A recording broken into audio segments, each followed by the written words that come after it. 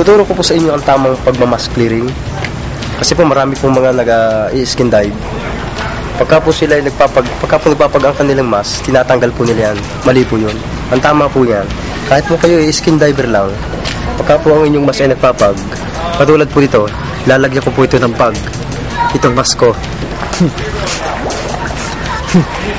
Yan po, nagpapag na yung mask ko, no?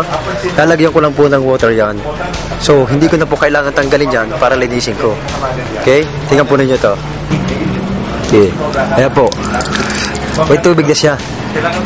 Kailangan itutuko na yung ulo para mahugasan yung glass na tubig. Para po maalis yung water. So, kung gusto nyo tanggalin yung water, isisiga po ninyo sa ilog. Mag-inhale po kayo malalim. Walang hagit. Tapos ibubulo lang po nyo sa ilog.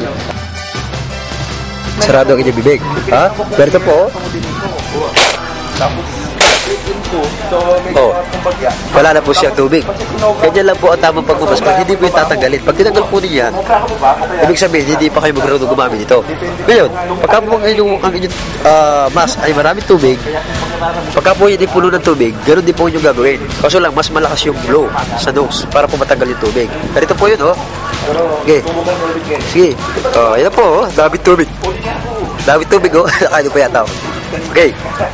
Ibubulo po nyo, malakas yan. Na 3 times. Ganito po. Ayun, wala na pong tubig siya. Ibig sabihin, okay na po ang inyong mask. Kahit po nagdadive kayo, o nagkatubig ang inyong mask sa dagat, hindi po nyo kailangan tanggalin. Sisingalan po nyo sa ilog yan, sigurado tanggal na yan. At malinis na malinis po ang inyong pagtingin sa dagat. Makikita po rin nyo ang kagandahan ng ilalim ng tubig. Katulad po ng mga isda at saka mga corals. Okay po?